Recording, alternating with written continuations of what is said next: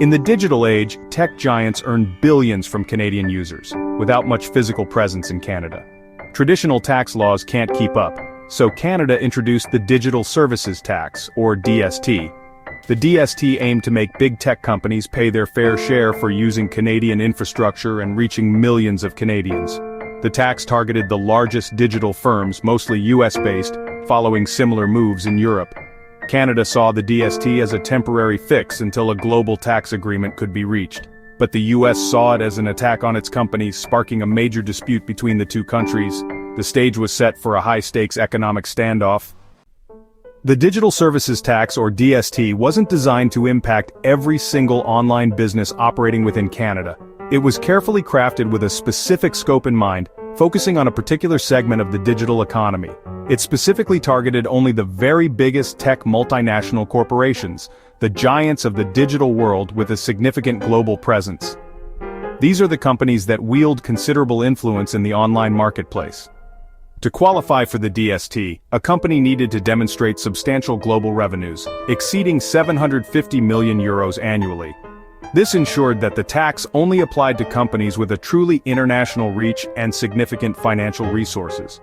Furthermore, the company needed to generate at least $20 million specifically from Canadian digital services. This criterion ensured that the tax was directly linked to revenue earned within the Canadian market. This meant that prominent companies like Alphabet, the parent company of Google, Meta, the corporation behind Facebook, Instagram and WhatsApp, Amazon, the e-commerce and cloud computing behemoth, Apple, the technology giant known for its iPhones and other devices, and Microsoft, the software and cloud services leader, were squarely in the crosshairs of the new tax legislation. They were among the primary targets of the DST. The tax itself was structured as a flat 3% levy on Canadian digital services revenue exceeding the $20 million threshold. This meant that only revenue above that initial amount was subject to the tax. For example, if a company generated $100 million in Canadian digital services revenue, they would be required to pay 3% on the $80 million that exceeded the initial threshold. Adding another layer of complexity, the DST was designed to apply retroactively to revenue earned all the way back from January 2022. This retroactive application resulted in a rather hefty one-time bill for the affected companies, covering their earnings from the past period. This particular retroactive clause proved to be a major point of contention, angering both the affected companies and the US government, who viewed it as unfair. They strongly argued that it was fundamentally unfair to retroactively change the rules of the game and apply them to earnings that had already been generated under a different set of regulations. Canada's motivation was simple: tax fairness. Tech giants often shift profits to low-tax countries, leaving Canada with less revenue for public services. The DST was expected to generate billions, funding healthcare, education, and infrastructure. Canadian companies pay taxes on local profits, so should foreign tech firms earning from Canadians. The tax was also about sovereignty. Canada wanted to assert its right to tax digital activity within its borders. After years of debate, the government set a firm deadline, June 30th, 2025. Officials believed companies and the US had ample time to prepare. For Canada, it was time to act and collect what it saw as its fair share. The United States' reaction to Canada's proposed digital services tax was immediate and resolute. The response was swift and tough, signaling the seriousness with which the US viewed this measure. It was clear from the outset that this was not going to be a simple disagreement. President Trump's administration saw the DST as more than just a tax. They perceived it as a calculated move, as a direct attack on American tech leaders, specifically targeting the revenue streams of major US technology corporations operating within Canada. They called it protectionist, arguing that it unfairly penalized American companies while potentially favoring Canadian businesses, and a violation of existing trade agreements, suggesting that the tax contravened the spirit, if not the letter, of established international trade law. The administration believed it undermined fair competition and open markets. On the eve of the tax's launch, with tensions already high, Trump announced the US was halting all trade talks with Canada, a significant escalation that sent shockwaves through both countries.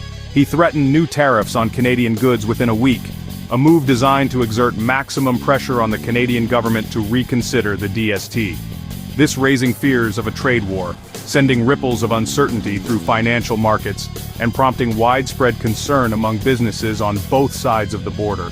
This put huge pressure on Canada, forcing Prime Minister Trudeau and his cabinet into a difficult position, as both economies rely on stable trade, with billions of dollars worth of goods and services flowing across the border every year. The US made it clear proceed with the DST and face severe consequences, a stark warning that left little room for misinterpretation. Canada's government was suddenly forced to choose, facing immense pressure from its largest trading partner.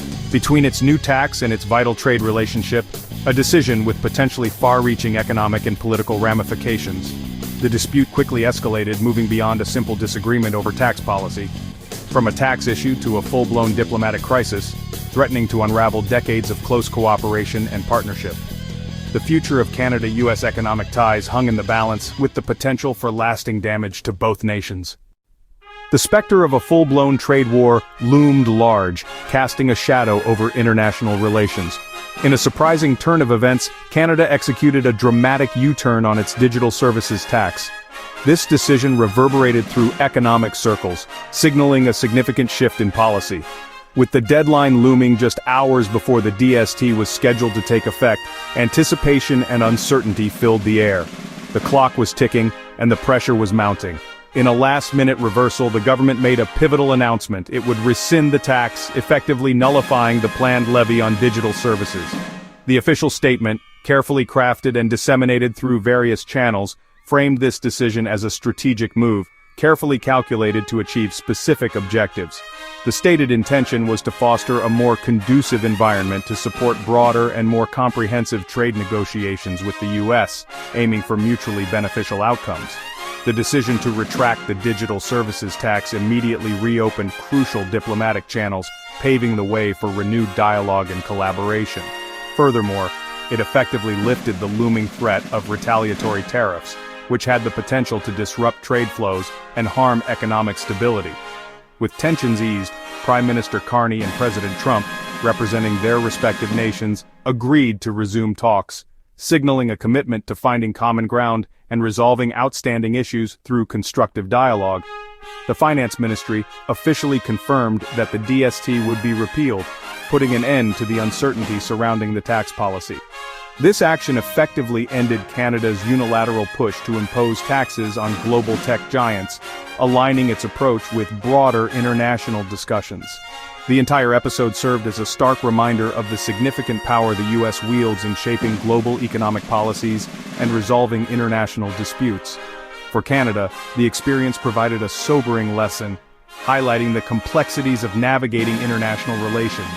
It underscored the inherent limits of pursuing an independent course of action when faced with the economic and political influence of a major superpower like the United States. Both countries acted in their own interests, and both had valid points. For Canada, the DST was about fairness and modernizing tax laws for the digital age. The government wanted to ensure foreign tech firms paid their share, just like Canadian businesses. For the US, the tax was seen as discriminatory, targeting a handful of American companies. Washington argued it set a dangerous precedent, threatening American jobs and innovation. The Trump administration's tough response was about protecting US companies from what it saw as unfair foreign taxes. The clash highlighted the tension between national tax policy and global business. It was a clear message: the US would defend its interests, even against close allies. The Canada-US clash over the DST is part of a bigger, unresolved global challenge. How can countries fairly tax tech giants that operate across borders with little physical presence? Canada's failed attempt shows the risks of unilateral action, especially against US interests. The issue now returns to the international stage, where the OECD is working on a global solution. Without a global deal, more disputes and trade wars are likely. The digital economy is global, but tax power remains local. Until there's consensus, the question of taxing big tech will remain a source of conflict and uncertainty.